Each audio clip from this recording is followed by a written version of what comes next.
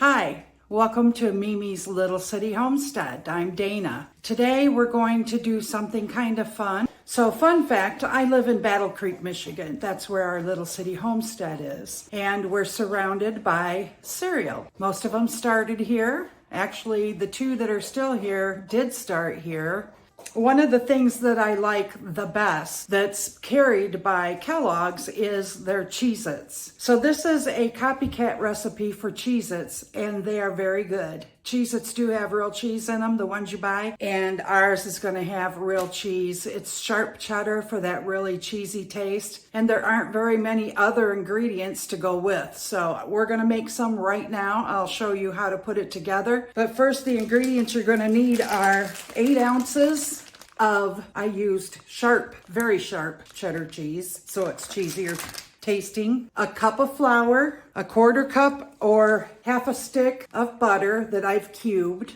We've got a 1/4 teaspoon of salt. And the last thing we have is 2 tablespoons of ice cold water. And the best way to make these is by using a food processor. So the first thing we're gonna do is put in our 8 ounces of extra sharp cheddar cheese. I bought slices because I think everybody's making Cheez Its lately. I couldn't find a brick of cheddar cheese in my store. They were nowhere to be found, but there was a ton of the sliced cheese. And I just took the wrappers off that they come with to peel them apart and threw the slices in. It doesn't matter if it's slices that you buy or if you grate your own off of a block, because we're gonna put it in the food processor and make it extra fine, so the shape doesn't matter much. Then we're gonna add in our 1 cup of flour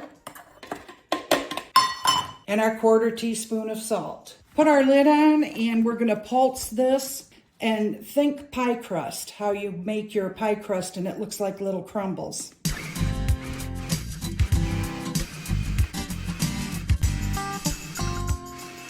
And this is what we want. We want our cheese and flour blended together so fine that it looks like this. Just a little bit of lumps in there, teeny tiny ones. That's our cheese, flour, and salt all blended together. The next thing we're gonna do is put in our 1/4 cup of butter, and we're going to pulse that. We want a little bit larger crumbs than what we have now, so about maybe 10 seconds on pulsing. And that's what we want here. You can see the cheese, flour, and now butter has all been blended in and looks just like pie dough before you add your water to it. So same consistency, which is what we're gonna do next. We're gonna put our water in through the chute, and I'm gonna run the food processor like this as I'm adding it slowly until I can tell that this is coming together to form a dough. Okay, and there we have it. And that is it. So next what we want to do is take a piece of saran wrap, which I did pull a piece off, but I can never keep it from sticking together. So there we go. Okay, so we have our dough. I'm going to take out my blade and just pull the dough together. You can see it's not too wet, but it is wet enough to form together into a dough ball. We don't want it to be dry, so 2 tablespoons of ice cold water is pretty much what's done it. A good job here. Then we're gonna just kind of take it together, knead it into a small ball. I'm gonna flatten it out into a disc shape. Give you a close-up look. You can't see any crumbs anymore. You don't see any pieces of cheese. It's that ground up that fine. Then we're gonna put it in our saran wrap and refrigerate it for about an hour, and I'll bring you back when we get that done. Okay, our hour is up, and I have my dough all nice and stiff, cold, and we want to roll it out right away. So we're going to do that directly on our parchment paper, as thin as we can roll it. So we'll get our dough out onto the parchment and try to roll it into a rectangle. And we want it to be pretty thin so that the crackers are crispy when they're done baking.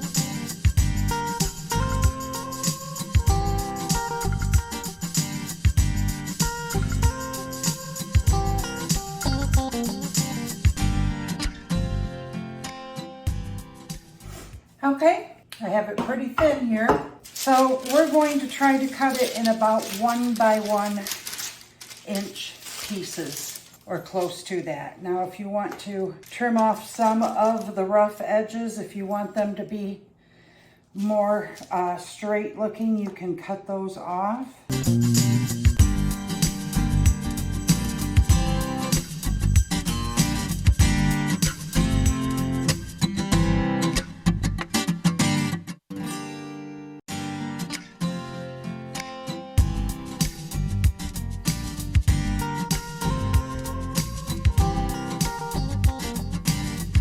And while we're cutting these, you want to preheat your oven to 375 degrees.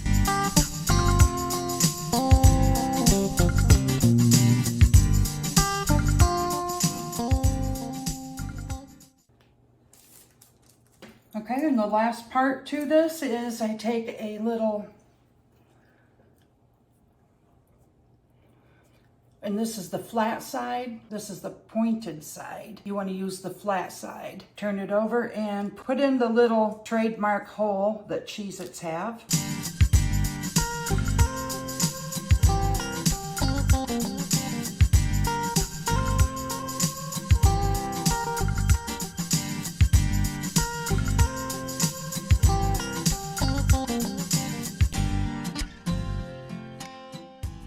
Slide them onto your baking sheet, and then at this point you can kind of separate them a little bit if you want, making sure that they're not stacked on each other. Put them in the oven. They are nice and crunchy, and you can make several batches of them. Don't take very long, maybe 5 minutes or so. And I want you to see how crunchy they are because they're really good. They're just really cheesy. Crunchy and cheesy. The key here is make sure you roll them out as thin as you can. Once you've done that and put your holes on them and baked them, I guarantee you they're gonna come out crunchy and so good, so tasty. I would even say they were better than the originals myself. And you probably have everything at home. Maybe you need to go get some cheese. And I definitely recommend getting the sharp cheese or the extra sharp cheese, because then the flavor comes through. They look like them, they taste like them.